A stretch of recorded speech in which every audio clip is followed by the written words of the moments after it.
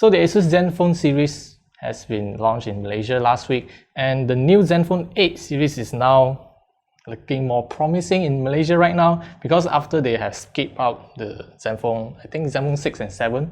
So right now the 8 is coming back to Malaysia, and I think this time they have done a really good job at their new series, especially this Zenfone 8 and the 8 Flip over here. So today's focus is more on the Zenfone 8 model because number one, this is their intended flagship for this current generation, and secondly, they are focusing more on the compact flagship instead of the ever-growing Android flagship nowadays. So in this video, I'm just going to focus on why this phone exists and why it matters to some of us.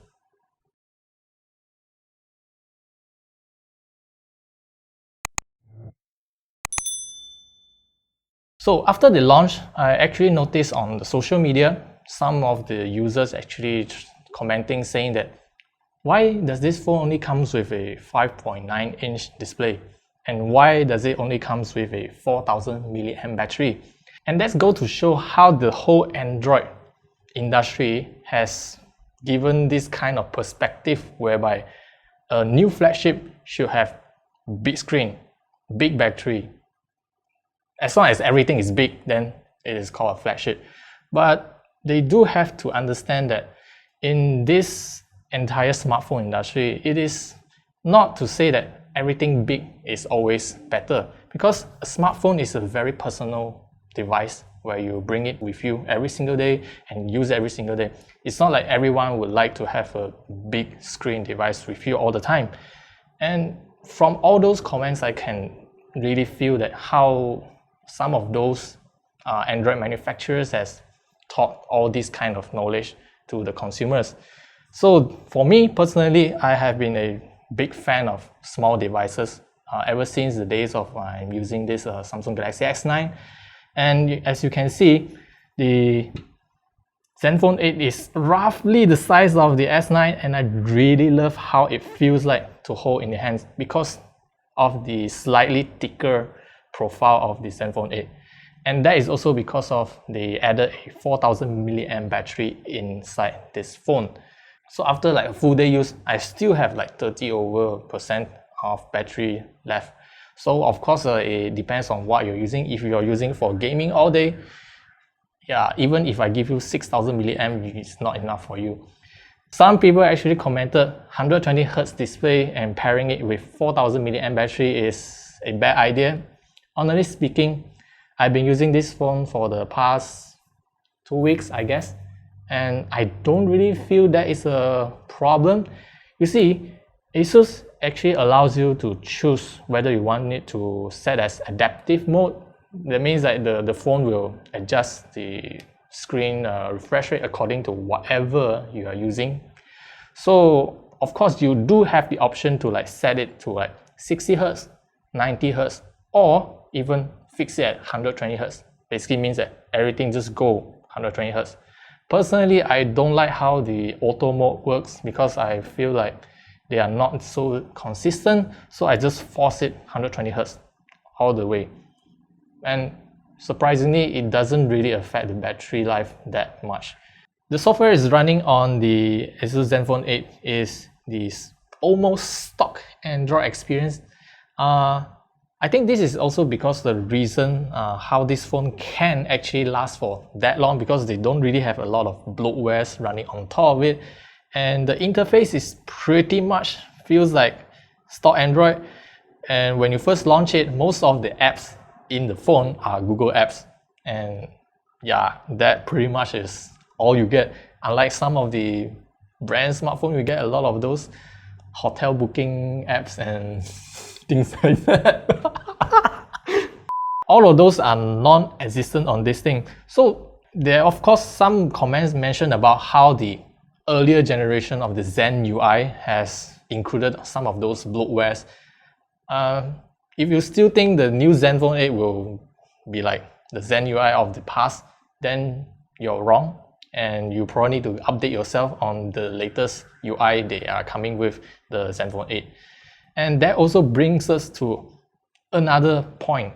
how often this phone will get updated, because like some social media users has been concerned about when they buy this phone, they are worried that this phone will not be supported within 1 year they purchase of it. We did ask ASUS to answer this question, whether how long they're going to support this phone. They did mention like a standard 2 years, like how Google has been doing for their devices, 2 years of version update and another extra year for the security update. This one will remain to be seen. Well, I can't really tell if they will stick to whatever they have preached, but based on our past experience with the Zenfone 5, that phone really did get all the software updates and as well as the security updates from the Google side. So I believe that is part of the reason why they have dropped all the bloatwares, the custom skins and everything. They still call it Zen UI, but everything is lighter, so it's easier for them to customize and then just push all the updates onwards. And that also brings us to the performance of this phone. You see, for some of the users where they want to buy a small phone, they have to sacrifice on the performance, because most of the manufacturers out there, they will just think that, hey, those people who want to buy small phones, they are looking for budget devices, so they won't put any sort of flagship components inside this. But this one, it comes with the Snapdragon 888 chipset, and that is basically the flagship chipset what you can get in the market right now. You can run all of those mobile AAA titles like the Genshin Impact, and of course I won't suggest you to push it to the highest graphical settings, because yeah, the chip gets really hot to a point that even the screen, the back, everything is just hot to the touch, and it doesn't feel that pleasant to play. So that is the limitation of this device, which is the heat dissipation. And speaking of all those flagship performance, they also not forget to include a 3.5mm audio jack at the top. I don't know how some manufacturers have stated that they need to save space and then remove this thing, but ASUS has been like slapped in the face and then put this here.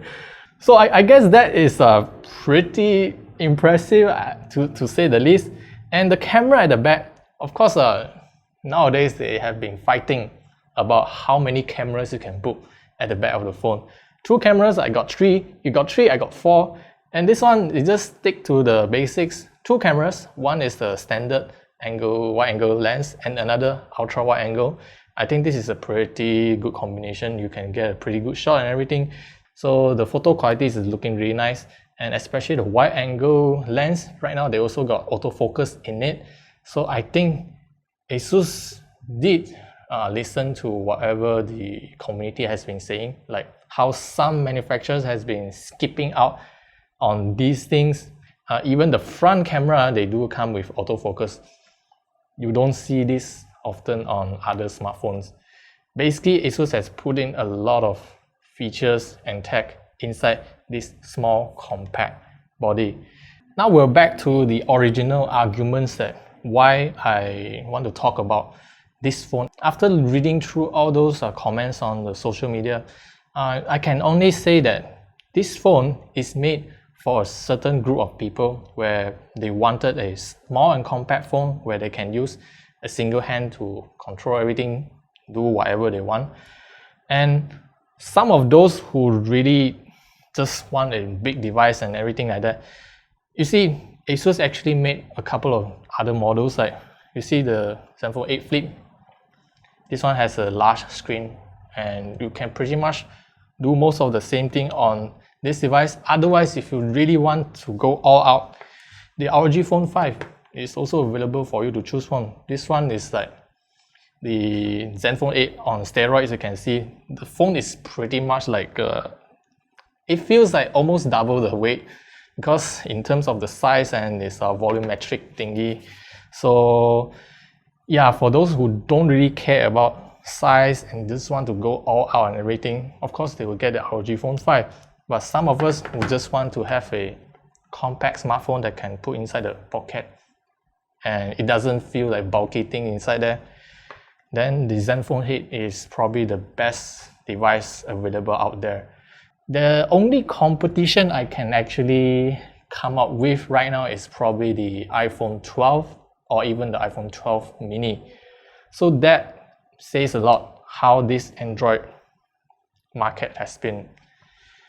So yeah, the ASUS Zenfone 8 is currently retailing at 2,699 ringgit Malaysia. So there are two colors available, black and silver. So yeah, if you're looking for a compact smartphone, this is the one to go with, and you can't go wrong with this. So what do you guys think about ASUS latest Zenfone 8? Do let us know what you guys think in the comment section below, and I'll see you guys in the next video.